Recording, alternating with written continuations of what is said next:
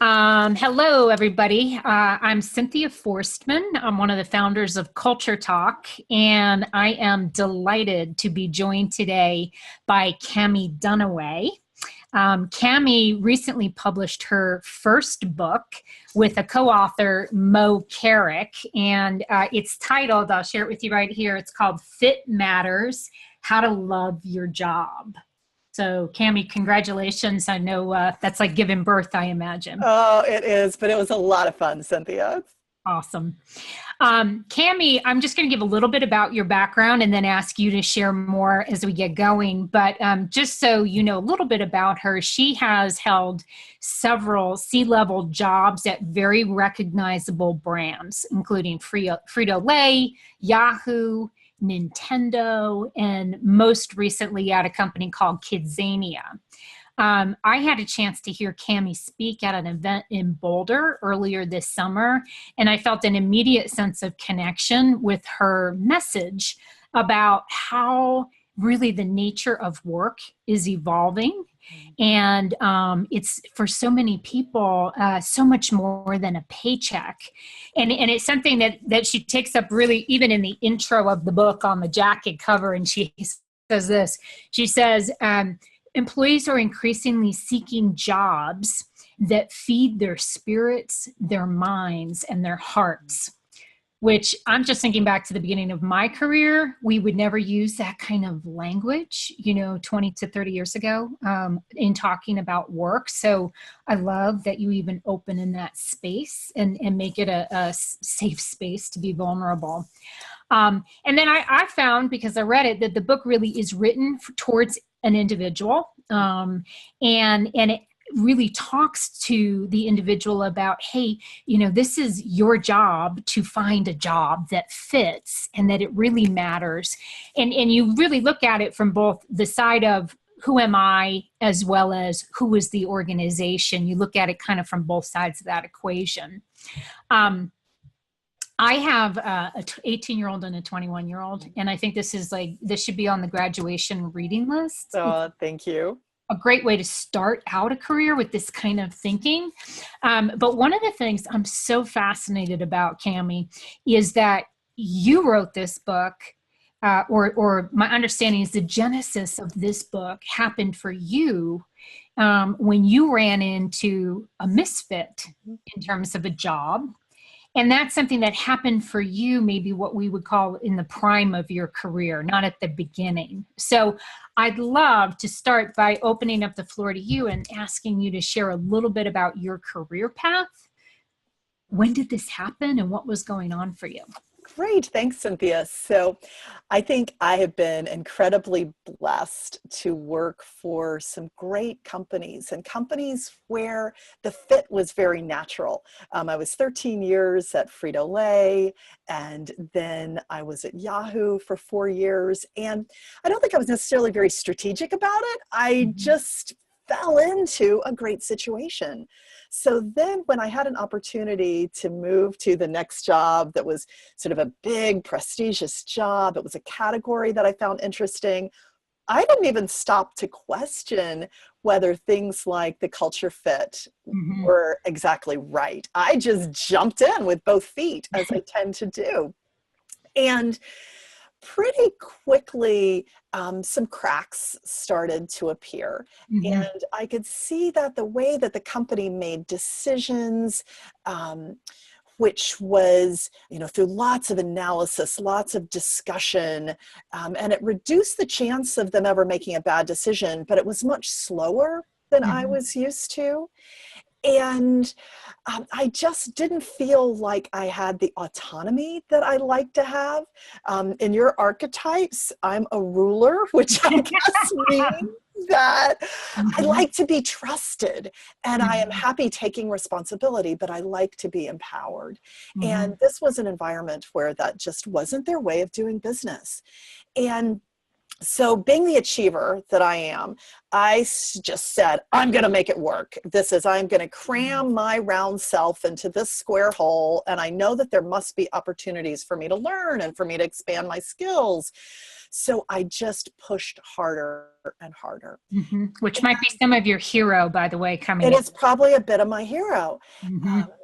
And what happened is that I was able to achieve good business results, Mm-hmm. but the cost was pretty great personally, Mm-hmm. because I just wasn't using my best and highest skills. Mm-hmm. And I was expending a lot of my energy in trying to make things work, rather than being an environment where I just naturally could thrive and could have Mm-hmm. success. But it took me a long time to acknowledge that. Yeah. And actually, through the help of my co-author, who Right. was doing some coaching at the time, I Mm-hmm. really realized that just because you can make it work doesn't mean that you should be having to work so hard to Right. fit. And so ended up deciding to make a move to another Mm-hmm. company that was a much more natural fit with my personality, Yeah. my skills, my talents. And I got to tell you that um, the week after I left, I was having lunch with some girlfriends, and one of them said, "Oh my gosh, what are you doing? You look 10 years younger." And I Awesome. realized at Yeah. that moment that I really had been paying a really high price, and a Yeah. price that impacted my relationships outside of work, impacted my confidence. Um, Really, I was kind of giving away a piece of my soul to Yeah. try so hard at something that just wasn't right. Yeah.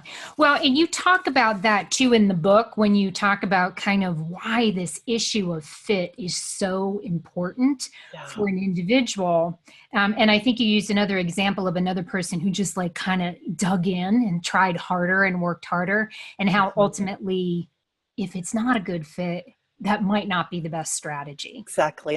And I think coming to a place where I realized that you can take a really talented person Mm-hmm. and you can take a really good company, and that doesn't mean that it's going to work Yeah. together. So Yeah. it's okay to say, this isn't right. I think Yeah. it's okay in some cases for companies to say, this isn't the right fit for this employee. And I Yeah. certainly think as an individual, it's okay to say that it's not the right fit for me. I mean, we Mhm. spend more hours working Right. than we do in any other aspect of our life, more time than we do with our family, more time than we do kind of eating or playing. So we need to know that we're in an environment where we really can do our best work and use our highest talents. Yeah. It occurs to me that especially in a C-level role, how visible you are, and really the vulnerability that you must feel in sort of having to stop and say, this isn't the right fit. So I think that's comforting to, a lot of people who maybe haven't, have a career that isn't as visible. Right. Know that it Right. happens even in places where people have risen to the very, very top of an organization. It Um, absolutely does. And I think part of my motivation for writing the book was not only my personal journey, but the many conversations that I have had with people at all levels, entry mhm, level to C-suite, where they were just kind of settling. mm, And you could tell when you ask them, tell me about what you do, that there really wasn't joy there. yeah, And there was just a sense of, well, it is what it is. I don't think the grass is greener. And you see that in the numbers. Only 30% of people say that they're able to do what they love in their mm, job. And some research from Harvard and the Energy Project shows that 59% of us feel physically depleted, emotionally drained, really don't feel like we are doing work that's using our best skills. Mm-hmm. And that comes at huge cost, Yeah. both to individuals and to companies. So I want us to do better. Mm-hmm. And so that was really the motivation for me in sharing my own story and in deciding to write the book. Yeah. And so you actually switched kind of to the other side of the equation too, which I want to hear about.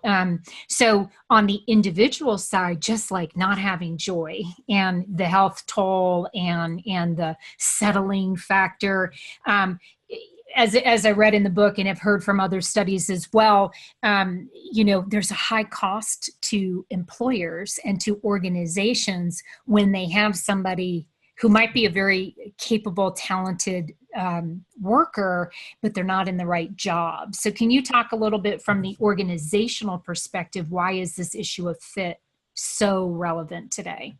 Absolutely. The research is very, very conclusive that engaged employees drive better results all the way through the business. It leads to more satisfied customers.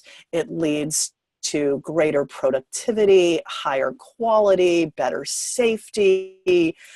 So it's just so important for companies to figure out how to attract, retain, and engage the right employees. I think the latest Gallup research says something like, it's over $550 billion in lost productivity in the US alone Mm-hmm. from companies having a number of employees who just really aren't engaged in their Right. work.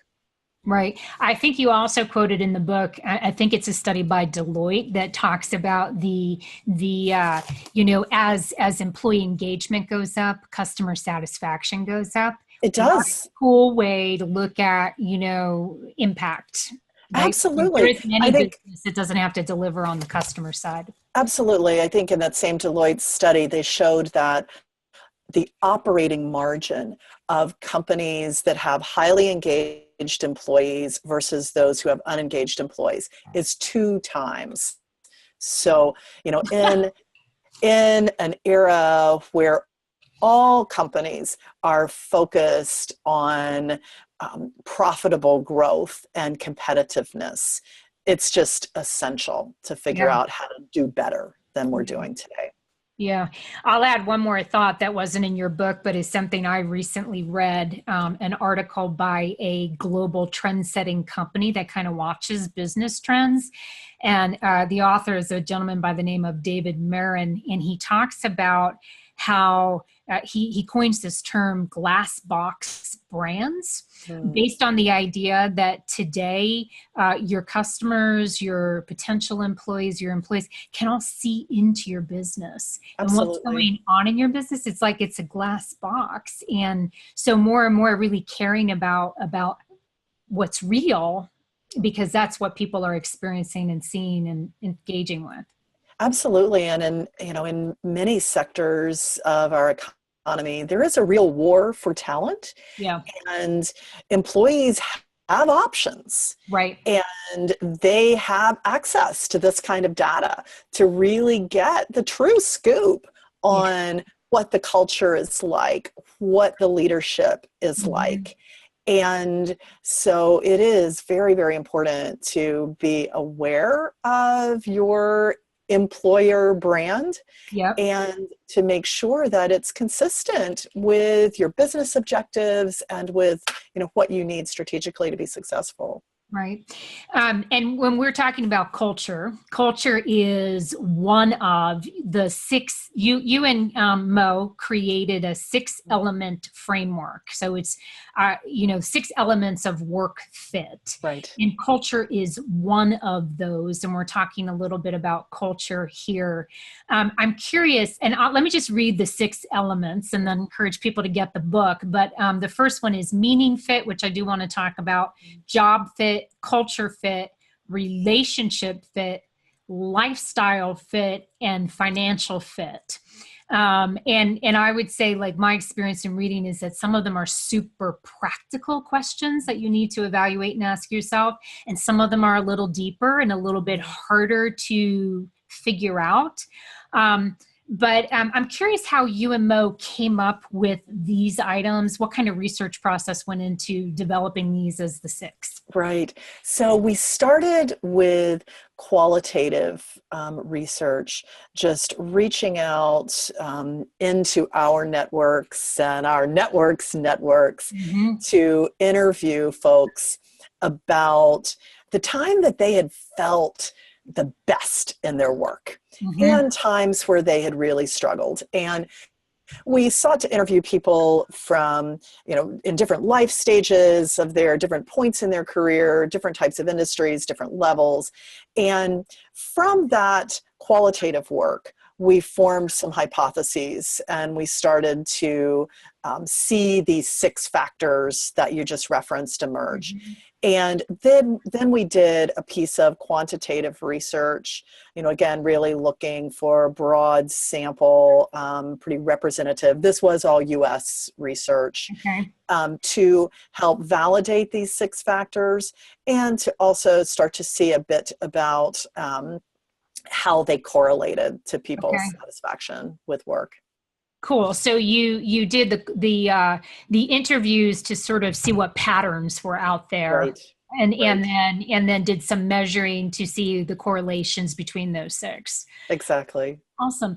I also understood when we spoke last time, and even in reading the book, that there's these 6 factors that you're suggesting to an individual. They really need to identify where they are with each of those 6, what matters most to them. But the idea that this framework is somewhat fluid. So talk about that a little bit. Yeah, so I think that one of the things that became apparent is that those 6 factors need to be considered, but their difference in importance varies by individual, and it varies over the course of your career. And for example, for myself, there was a time sort of mid in my career where I was in a job that I loved. It was a perfect fit. I was growing, I was learning, I was using my skills. I loved the culture of the company, and I had a fantastic relationship with my boss, and I was well compensated. So it was all working together.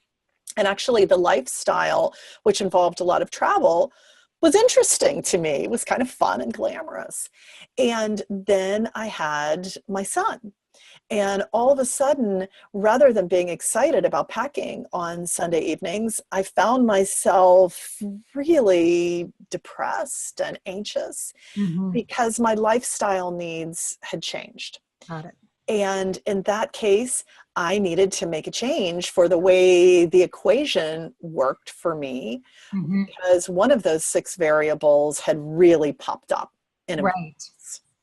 So I think that it's important to think about our careers as dynamic journeys to multiple destinations, and to know that the way that these 6 factors are going to vary in importance is going to change. And you've got to be open to that and sort of constantly reflecting on, is this working for me right now? And if not, what isn't working and how might I change it? Yeah, I think you used another reference in the book about someone at the beginning of their career might have more flexibility around even the financial component, like how are they compensated? And maybe that is a time where they don't have a lot of financial demands in terms of homes and families, where they have a little bit of more opportunity to explore some of the other aspects of fit that might shift as they, make life choices. Absolutely. So, and as you saw in the book, we have some tools, very simple tools, where we suggest that someone think through those 6 factors and rate how important each one of them is to them right now. And then rate how well their current situation is meeting their needs. And where you really need to do some reflection is on those areas that are highly important to you, but aren't showing up in the way that you really need. So it's not a matter of all 6 having to be perfect all the time. Yeah. And I'll just say, in terms of the tools and in terms of those self-reflection exercises, I thought that was a really powerful way for people to think. And again, it's like powerful but practical. So again, encouraging people to check out the book and go through that assessment for themselves was really helpful to me. Let me switch the conversation for a second and talk about the first element you talk about in the book is meaning fit. What is meaning fit? Yeah. So meaning fit comes down to knowing that your work matters. And there's a couple of ways that this can show up. For some people, it's very important to them to be involved in work that makes a difference in the world. So that might be, working in social entrepreneurship. It might be working for a nonprofit. But I think it's important to realize that that's not the only way of having meaning in your career. And just because you don't want to go work for a nonprofit doesn't mean that meaning's not important to you. Right. So I think that for all of us, meaning is about being seen and knowing that your work matters to the organization, that you're appreciated for the work that you do, and that you feel proud of the work that you do and of the role that your work plays within the organization. So less about what the organization does and more about how you are seen, how you show up, and how you're experienced in the organization can create a sense of meaning. Exactly. And again, I think that for different individuals, the role of what the organization does may be more or less important. And again, it may shift over time. Back to a story from my own career when I was 13 years at Frito-Lay and had a fantastic experience there. I still draw on a lot of the lessons that I learned. But when my son was 2 and I was running the Doritos and Cheetos businesses, I had this kind of awareness all of a sudden that my job was to convince people to sell products that I wasn't really sure that I wanted my son to be consuming a lot of. And primarily by promoting them on television programs that I also wasn't sure I wanted him watching. So not that there was anything wrong with Doritos and Cheetos. They're amazing products. But for me at that point in time, all of a sudden it felt a little bit less than what I wanted to be putting my energies into. Right. So again, kind of how things fluctuate over the course of your career and your own life story. I highlighted a passage on in this meaning fit area, which I think is on page 29. And when you're talking to your readers about, how to discover kind of what's meaningful with them, and you talk a little bit about it being like sort of following the clues of your life, reflecting back on your life to date. Notice the common threads and the major themes. What consistently appears for you, lifelong interests, values, activities, and things that brought you pleasure. I love that idea of the fact that these clues are kind of there because it relates really strongly to kind of how we look at personal meaning and personal purpose through that lens of archetype. Because I think your archetypes sort of show up as clues along the way. Cammie mentioned that she has, on our archetypal survey, scores high on ruler. And then I mentioned hero as a second one.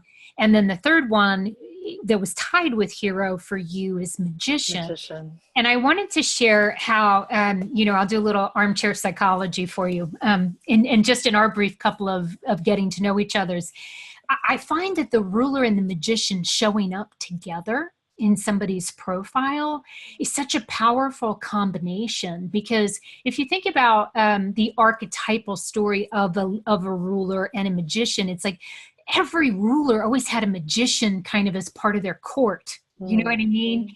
And the role, they almost have this like, this opposing energy, in that the ruler, their focus is really on establishing and maintaining order and taking charge. Whereas the magician's role is really a transformative role. So while one is trying to establish the order, the other one's trying to shake stuff up and pave the way for a new vision of how things could be. So they play together. I can now sort of see how, you've had these high level jobs, which really, because you were kind of born to lead. And the hero says to me, you're not afraid to get yourself, you roll up your sleeves and get your hands dirty and get in it with your team. But being able to add the magician energy to that means that as a leader, you were also able to really establish this vision of where we were going that maybe meant we were going to have to change up some of that establishment and order. So I find it to be a really compelling combination. Thank you. And I think we're all shaped by our experiences as well. And I've lived now for 15 years in the Silicon Valley, which is all about disruption and innovation. And so I think that's had an impact on me and on wanting to think in transformative ways, as well as making sure that we have clear goals and objectives and that we honor what's made us successful in the past.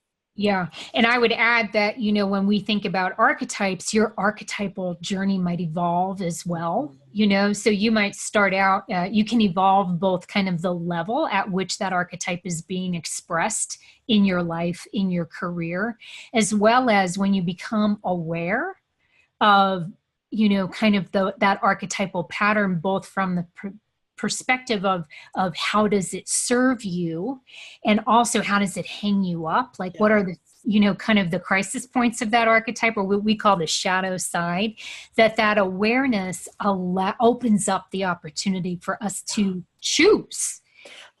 I think that idea of evolution is so important. And, one of the things that I struggle with, I think we all struggle with, is that we're so busy that we don't take the time out to reflect and really say, what is bringing me joy now? Or where do I feel that things are missing? And really try and make changes so that we're able to operate at our kind of our best and highest. Yeah, there's actually a line in the end of towards the end of the book that says, okay, now that I have all this information, now what? And you really put the onus on the individual and say, you know what, the first step, and I love the words you use. You said people need to take charge of their own love affair with jobs. I really believe that. And I've seen that as a leader, as an executive, that great companies do invest in training and development and mentorship and coaching of their teams. But ultimately, the responsibility falls on the individual to make sure that you seek out the feedback, the opportunities, the input that is really going to enable you to thrive. So I feel very strongly that we each have both the ability and the responsibility